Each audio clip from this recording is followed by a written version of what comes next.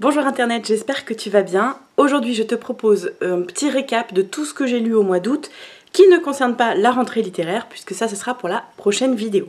Alors ça a été un petit mois d'août tout simplement parce que j'ai travaillé, j'ai pas eu de vacances, donc j'ai lu sur mon temps libre et j'en avais pas beaucoup ce mois-ci et puis ça a été compliqué. Mais ça n'empêche que j'ai quand même eu le temps de lire 2-3 trucs et en premier lieu j'ai fini, puisque je l'avais commencé en juillet, Queer History, Queer Theory, une histoire graphique de Meg John Barker et Jules Scheel. Et c'est publié aux éditions de La Découverte. Je t'en avais déjà parlé ici dans une des précédentes vidéos. Je vais pas m'attarder plus que ça. C'est un très bon documentaire, c'est un très bon livre de découverte, bourré, bourré de noms et de théoriciens de la théorie queer. Et si je devais retenir une seule chose, ça serait un peu à la Descartes. J'en ai suffisamment lu pour savoir que je ne sais rien. À savoir que la théorie queer, c'est vraiment un concept qui a de multiples définitions, de multiples horizons, qui n'est pas que un terme parapluie, qui n'est pas... D'ailleurs, ça peut être un parapluie en plus assez excluant. C'est vraiment très intéressant justement quand on pense avoir touché l'essence de ce que peut être la théorie queer. Ce livre-là nous explique à quel point il faut continuer à chercher.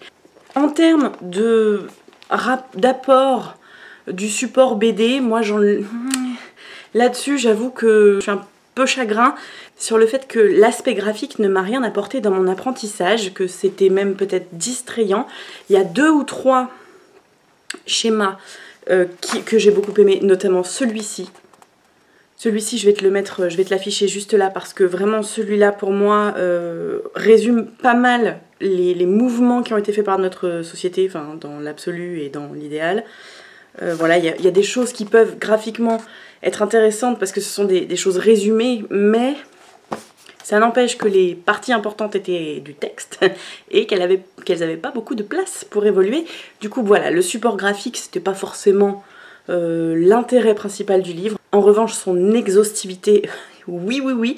Si vraiment tu t'intéresses à la question, celui-ci pour moi c'est une base de départ, une très bonne fondation en tout cas pour ensuite aller piocher tel ou tel chercheur, penseur, penseuse, chercheuse qui pourrait t'intéresser. Vraiment, fonce. Et je pense vraiment que si tu as l'occasion de l'emprunter en bibliothèque, parce que ça serait vraiment bien que les bibliothèques l'aient celui-ci, n'hésite pas à le suggérer d'ailleurs à ta médiathèque s'ils ne l'ont pas. Et essaye d'y jeter un petit coup d'œil parce que franchement ça fait du bien aussi de se remettre en question, de savoir où on se situe dans le champ des connaissances et puis de toujours essayer d'élargir son horizon. C'est pas plus mal. Je vais passer relativement vite sur mes 2 prochaines lectures parce que je pense pas que ça t'intéresse grandement. J'ai lu de la poésie, voilà. J'ai lu Zaatar de Sofia Karampanli-Farhat et Une grammaire amoureuse de Colline Perrier. J'ai préféré celui-là, clairement. J'ai beaucoup aimé Zaatar de Sofia Karampanli-Farhat. Parce que comment tu fais pour dire que t'aimes pas, vu le sujet. Dans Zaatar, Sofia Karampanli-Farhat nous parle du Liban, de son vécu, de celui de ses parents, de sa grand-mère, de son pays en guerre, de sa vie en guerre, de sa vie en paix, de sa vie en exil. Ce sont des mots qui sont évidemment très durs à lire, mais qui sont agencés avec une simplicité, une certaine pudeur. Mais alors j'aime beaucoup ce genre de pudeur en poésie, parce que c'est une pudeur pas hypocrite. S'il y a un mot à mettre pour te faire mal, elle va le faire. Mais il n'y a pas de sensiblerie, il n'y a pas de misérabilisme, au contraire, il y a une force, tu vois, c'est un peu condescendant ce que je suis en train de dire. Il y a une force, il y a une rage aussi qui s'échappe de ces poèmes. Moi j'ai beaucoup aimé, ça a été très fort. C'est une poésie que j'ai découvert grâce à la box de l'Affranchi, donc la librairie dont je te parle assez régulièrement. Et je suis très contente de l'avoir découvert. J'avais marqué un seul passage. La frontière de mon pays s'étend comme un arc sur les branches supérieures d'un grenadier, planté par mon père, arrosé par ma mère.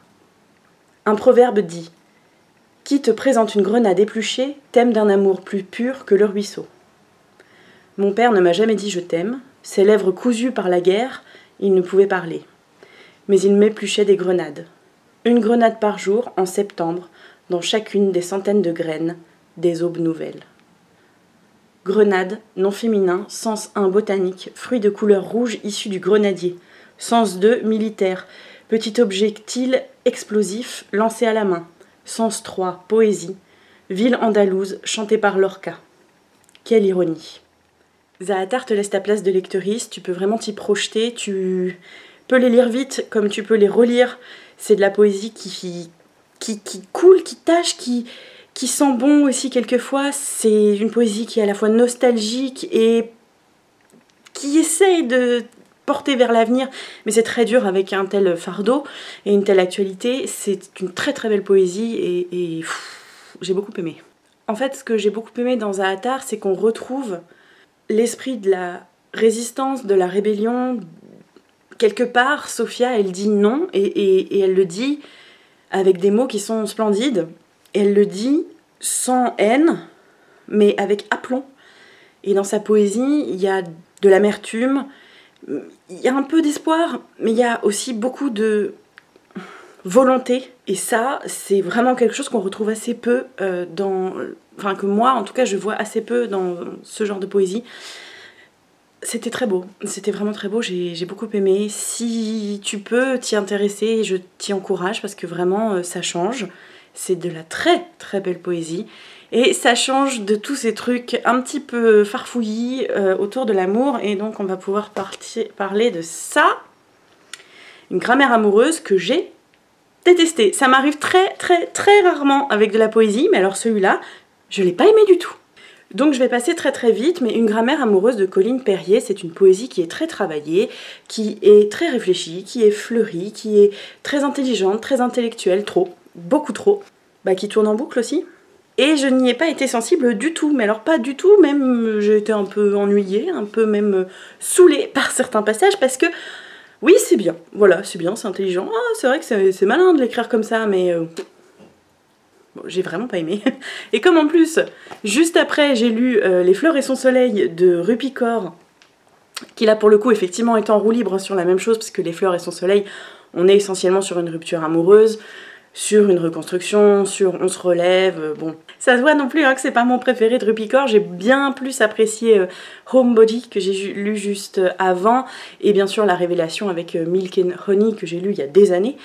Bon pareil, Du soleil et ses fleurs, c'est joli, mais effectivement, tu vois, ça suit pas la comparaison, ça c'est pas possible. C'est pareil, c'est bien, c'est beau, mais c'est... Je sais pas, j'ai pas aimé, parce que pour moi c'est de la poésie qui se regarde écrire elle-même. Il y a certainement des très très bonnes intentions, et je crois que le livre a rencontré un franc succès, donc tant mieux. Ça m'arrive pas souvent, parce que en termes de poésie, souvent je trouve quand même quelque chose à quoi me raccrocher. Là pas du tout, et pareil, c'est la box de l'affranchi qui me l'a fait découvrir. C'est raté, sur ce coup-là c'est raté, mais bon, c'est pas grave, ça arrive pas tout le temps. Une déclaration d'amour à l'amour, il y a marqué là. Oui, une déclaration d'amour à l'amour, mais je pense que c'est surtout une déclaration d'amour à soi-même, parce que j'ai trouvé ça assez égotique. Voilà.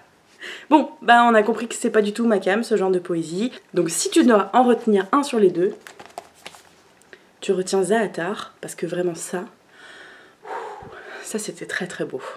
Et on arrive à la première lecture du Discord, c'était L'enfant de poussière de Patrick K. Dudney, c'est ça. Et je te mets la couverture juste ici parce que je n'ai plus mon exemplaire. J'ai trouvé ça tellement génial que je l'ai prêté directement à ma mère qui est en train de le lire.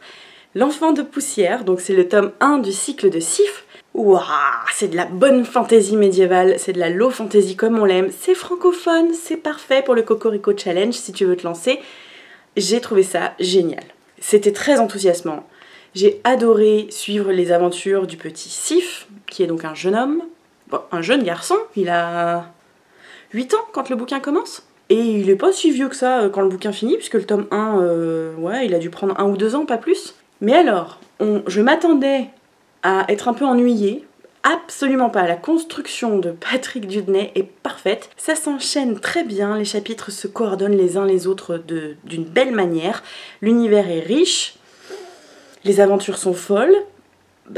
Franchement, pour un moment de plaisir et d'aventure, c'était parfait. Bon, alors, en revanche, en ce qui concerne la politique de l'univers de Patrick Dudney, j'ai rien compris. Le tome 1 m'a laissé mais complètement... j'ai absolument rien compris des intrigues politiques. Mais en même temps, c'est pas grave du tout parce que c'est pas ça l'intérêt, vu qu'on suit un enfant de 8 ans. Avoir une compréhension de son environnement politique à l'image d'un enfant de 8 ans, ça me va très bien puisque bah, c'est pas du tout sa perspective à lui. Lui, sa perspective, c'est survivre, c'est un orphelin. Il faut qu'il puisse manger tous les jours. C'est déjà bien compliqué. Donc, effectivement, si le narrateur, qui est donc cet enfant, n'est pas capable de m'expliquer les différentes guéguerres entre les duchés, je garde ce lapsus pour plus tard, entre les contrées, les bleds, bon bah c'est pas grave. Parce que ce qui compte, c'est est-ce qu'il va pouvoir survivre encore une semaine, est-ce qu'il va réussir à finir son apprentissage, est-ce qu'il va conserver son maître d'armes, voilà. Est-ce qu'il va retrouver sa pote, est-ce que les nomades avec qui il aime passer l'été vont revenir. Voilà, c'est des choses, des questions très triviales qui font que le roman est happant. On est happé parce que cet enfant est plein d'énergie, plein de joie de vivre, toujours de curiosité, il fait des conneries, mais c'est pas grave du tout parce qu'il y a tout un univers après pour l'aider.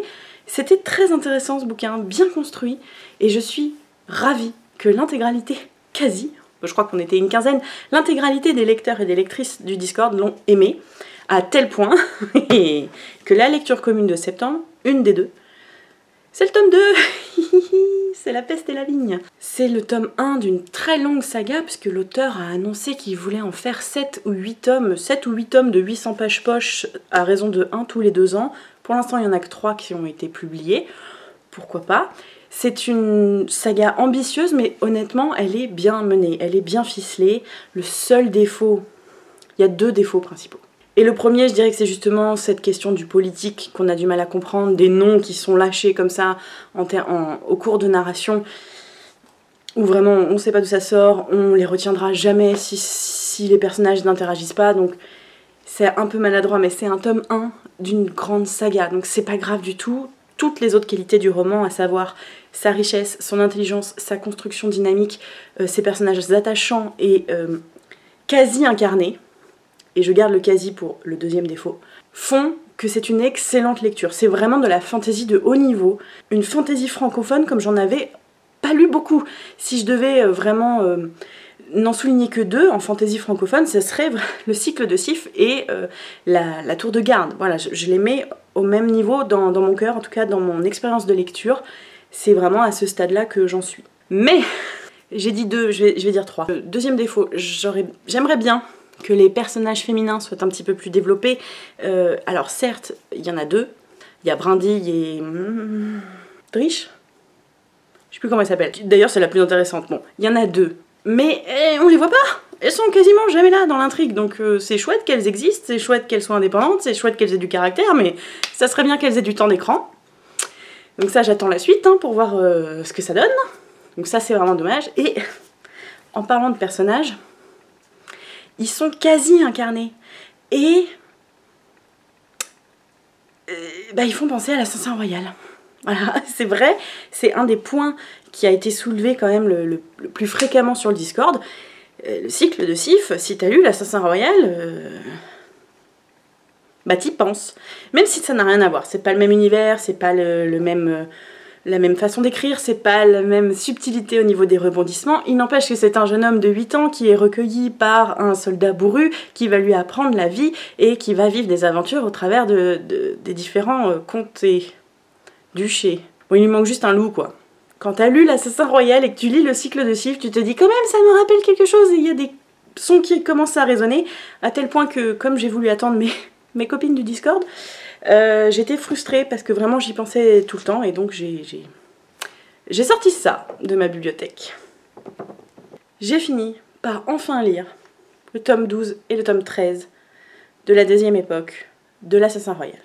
J'ai lu le tome 12 et le tome 13, ça m'a brisé le cœur, c'était absolument génial, je peux pas t'en parler. Lis l'Assassin Royal tome 1 du cycle 1 de première époque, lis Les Aventuriers de la Mer, découvre Robin Hobb, c'est formidable. Qu'est-ce que tu veux que je te dise d'autre? Je peux évidemment pas t'en parler, je vais quand même pas te spoiler la fin. Même si je te dis que j'ai rencontré de la colère, de la souffrance, de la peine, je peux pas te dire plus. Il y a des mots que je peux pas prononcer dans ce que j'ai ressenti. Sinon je te spoil, ou je vais te faire peur et tu ne le liras plus. Donc je te laisse avec moi, le jour où j'ai fini l'Assassin Royal. On est le 8 août 2023, il est 19h30. J'ai fini l'Assassin Royal. Et c'était bien. J'ai mis 15 ans à lire cette série, que j'ai relu. Le premier cycle, je l'ai relu une dizaine de fois et j'ai jamais voulu lire la fin. Et alors, c'est formidable parce que j'ai fini le cycle 2. Elle l'avait fini. Le dernier chapitre s'appelle Épilogue. Mais elle est revenue sur sa saga. Donc il me reste la Cité des Anciens et le cycle du Fou et l'Assassin. Mais cet épilogue de l'Assassin Royal, il a quand même un goût de fin. Et qu'il y a quand même un chapitre qui se clôt. Et c'est très émouvant. Et je peux pas t'encourager mieux que ça à le lire.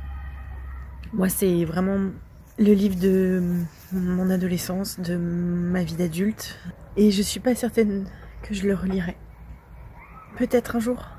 En tout cas, on est le 8 août 2023, il est 19h30.